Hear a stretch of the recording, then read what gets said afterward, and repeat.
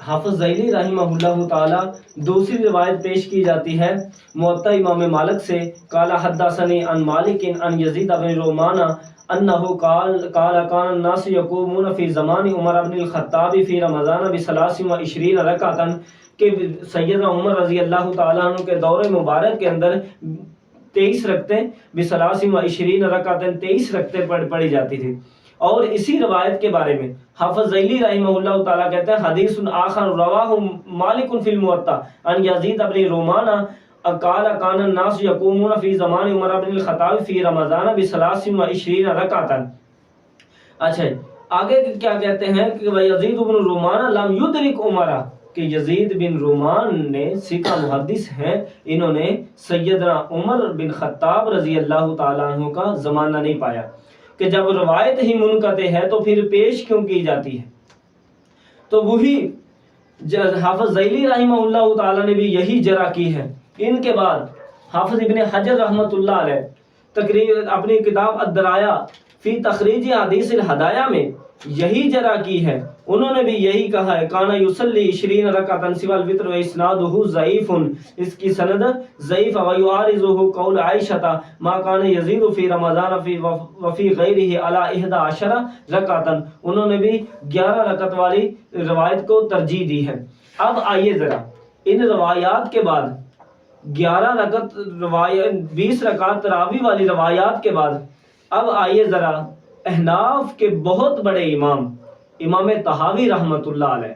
میں نے جن سے بھی ان کے بارے میں سنا ہے انہوں نے اس کتاب کا تذکرہ کیا ہے تو امام طحاوی رحمہ اللہ تعالیٰ کو رضی اللہ تعالیٰ عنہ کہا ہے کہ اتنے بڑے امام ہیں، ان کی کتاب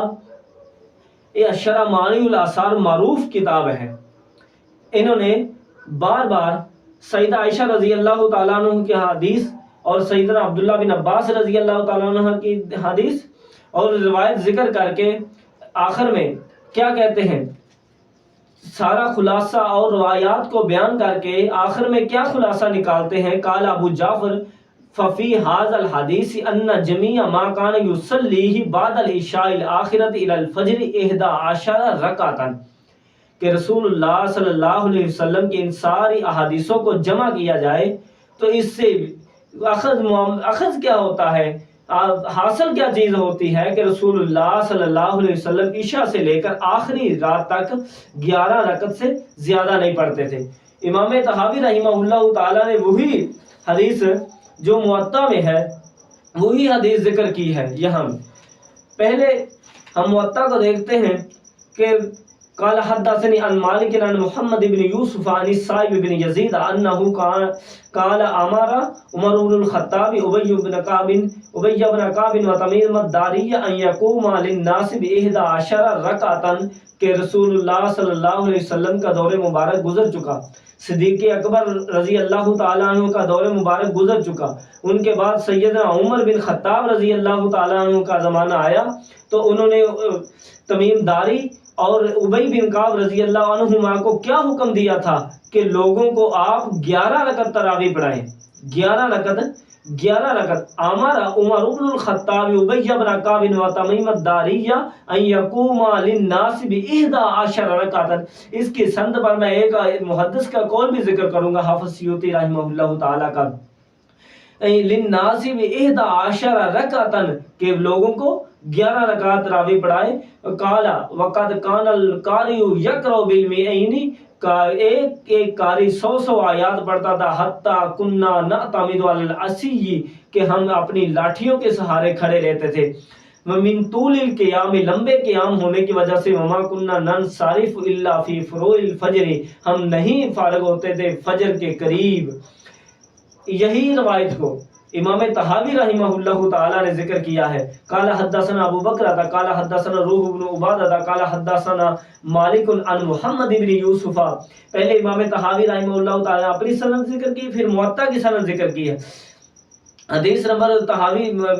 مانی شرمانی الاثار میں حدیث نمبر 1755 ہے۔ وقال حدثنا ابو بکر قال حدثنا روح بن عبادہ قال حدثنا مالک عن محمد بن یوسف عن سائب بن یزید قال امر عمر بن الخطاب ابی بن کعب وتمیم الداری ان يقوم للناس ب11 ركعه قال فكان القارئ يقرأ بالمئين حتى يعتمد على العصا من طول القيام وما كنا ننصرف الا في فروع الفجر۔ یہ حدیث ذکر کر کے امام طحاوی رحمہ اللہ تعالی نے بھی 11 رکعت تراویح ثابت کی ہے۔ اور ایک اور آپ کو میں حوالہ دیتا ہوں شرح مانی الاثار کا کہ کہتے ہیں قد اتفق ھذا الحدیث، انہوں نے ایک حضرت ابن عباس رضی اللہ تعالیٰ عنہ سے روایت ذکر کی، امام طحاوی رحمہ اللہ تعالیٰ نے کہتے ہیں فقام صلاۃ رسول اللہ صلی اللہ علیہ وسلم 13 رکعت، صحیح مسلم کی حدیث ہے، رسول اللہ صلی اللہ علیہ وسلم 13 رکعت میں نماز پڑھتے تھے رات کی، اور دو رکعت صبح کے فجر کی سنتیں تھی۔ فقد اتفق ھذا الحدیث، فقد اتفق ھذا الحدیث وحدیث عائشہ فی جملۃ صلاته انها كانت 13 رکعتا، کہ آپ 13 رکعت پڑھتے تھے۔ اگر آپ نے تفصیل کے لیے دیکھنا ہو، امام طحاوی نے 11 رکعت کا فتویٰ دیا ہے، جلد 2 ہے صفحہ 540 ہے، جلد 2 ہے صفحہ 548 ہے، جلد 2 ہے صفحہ 550 ہے، جلد 2 ہے صفحہ 553 ہے۔ اب آئیے ذرا اس جو میں نے یہ آپ کے سامنے روایت پڑھی ہے، اس پر کسی محدث نے اس کی سند کے بارے میں کلام بھی کیا ہے کہ نہیں کیا؟ امام سیوطی رحمہ اللہ تعالیٰ اپنی کتاب الحاوی للفتاوی میں کہتے ہیں کہ یہ روایت ذکر کر کے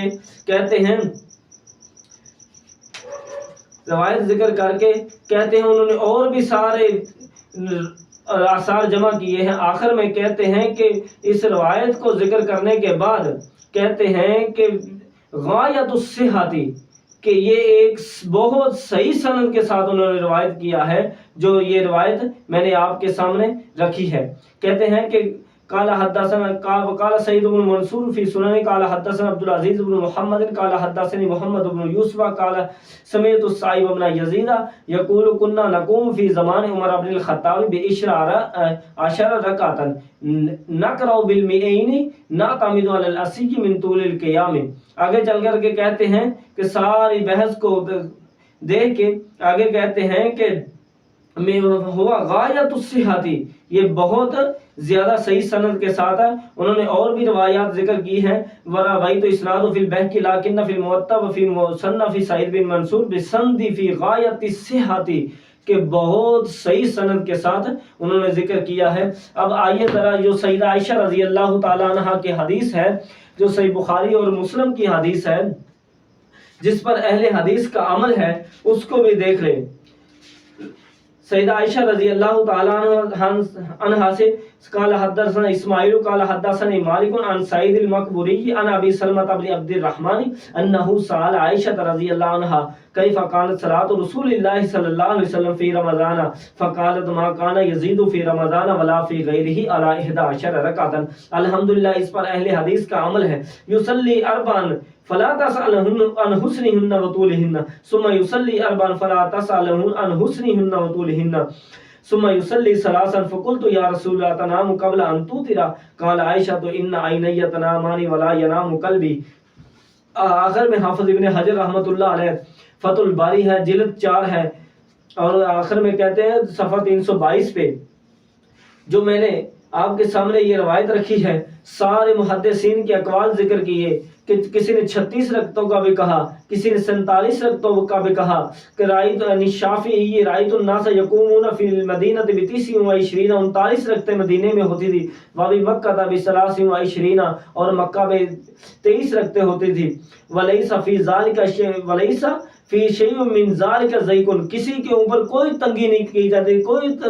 قدغن نہیں کی جاتی تھی کہ تو نے اتنی روایات اتنی تراویح پڑھی ہے اتنی نہیں پڑھی، جیسے آج کل یہ تراویح کے منکر ہے، یہ 8 پڑھ کے بھاگ جاتے۔ بھائی ہم الحمدللہ اہل حدیث کا عمل ہے سیدہ عائشہ رضی اللہ تعالیٰ عنہ کی حدیث پر۔